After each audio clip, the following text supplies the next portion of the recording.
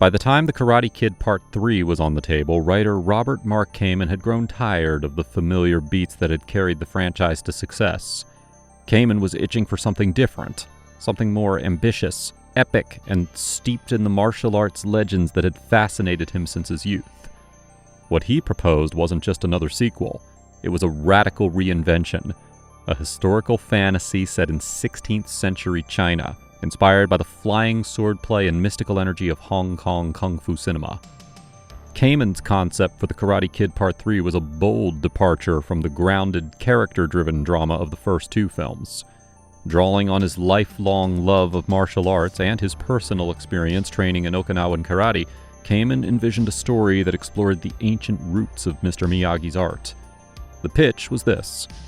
Daniel and Mr. Miyagi set sail across the sea when a sudden accident strikes. Daniel is hit on the head and falls unconscious. As he drifts into a dreamlike state, a mysterious boat emerges from the mist. They watch as the first Miyagi ancestor steps ashore in ancient China. Drawn into the past, Daniel and Mr. Miyagi follow him into a world unlike anything they have ever seen. It is the 16th century. The ancestor, a fisherman, wakes up on a distant shore after a night of too much rice wine. He is not alone. He has found love in China and uncovered a secret that will change his family's legacy forever. As Daniel and Miyagi observe, they witness the origins of Miyagi karate unfold before them. But danger lurks in this foreign land.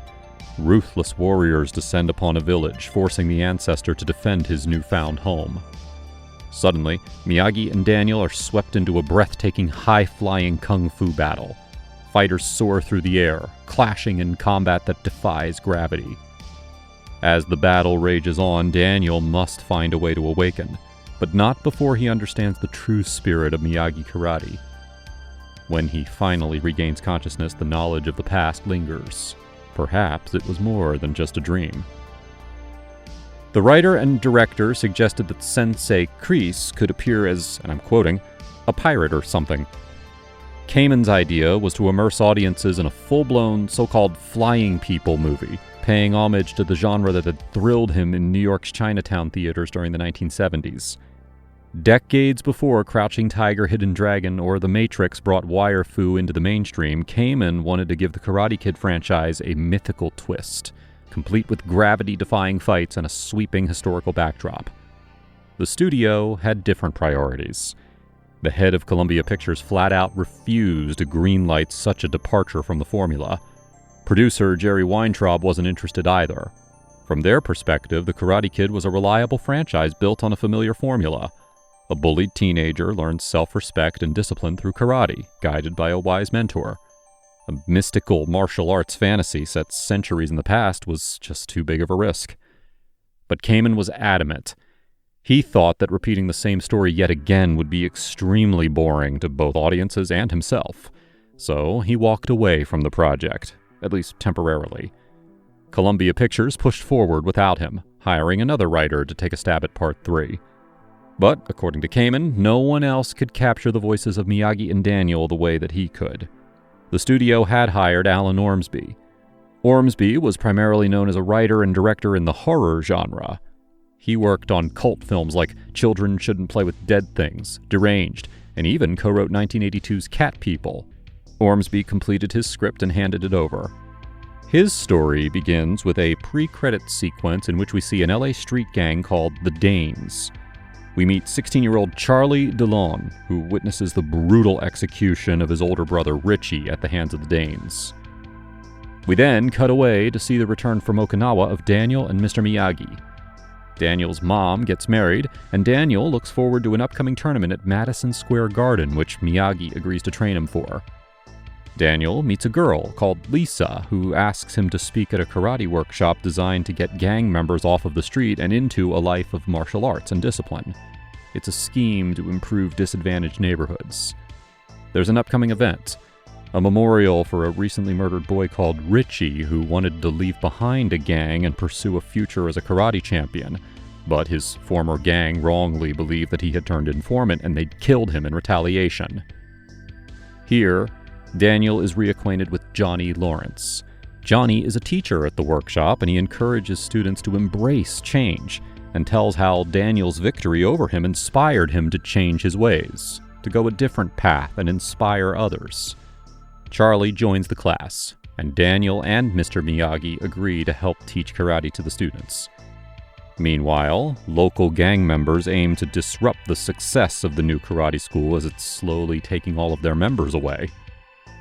We then catch up with Sensei Kreese, who is now a shell of his former self. He is alone and bitter and unable to teach, since his previous altercation with Mr. Miyagi has left him unable to move his hands.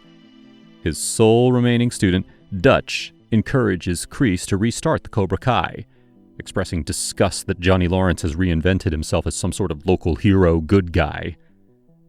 Meanwhile, the Danes continually intimidate Charlie, who seeks refuge living with Daniel and Miyagi. Miyagi begins to train Charlie in order to keep him focused on the future. With Miyagi's time occupied, Daniel drops out of the Madison Square Garden tournament and instead helps open what is now branded as Miyagi's School of Martial Arts. Charlie now instead wants to take Daniel's spot at the tournament, and we notice that Daniel is becoming a little jealous of Miyagi's new Golden Boy student. Meanwhile, Dutch tries to persuade Johnny to return to the Cobra Kai, but Johnny refuses. Karate has reinvigorated the neighborhood. Gyms are cleaned and restored, and Karate Mania sweeps the area. Kids and locals are inspired by Miyagi's wax-on, wax-off, paint-the-fence techniques, and things are looking good. Dutch, feeling rejected by society, teams up with the Danes and tells them that he'll help them rid the area of Miyagi's new karate school.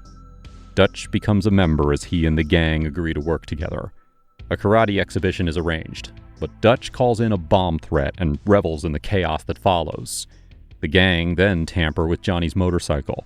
They chase him down, shoot him, and leave him for dead. Kreese visits the hospitalized Johnny and vows revenge on the gang.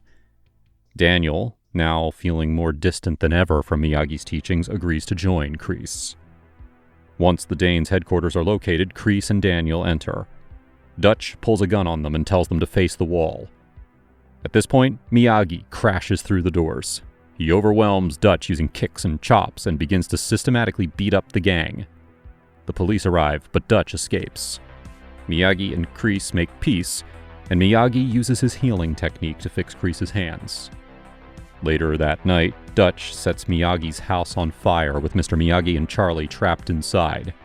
Daniel and Dutch then have an epic showdown over the flames. Daniel uses all of his skills to overpower Dutch before saving his mentor.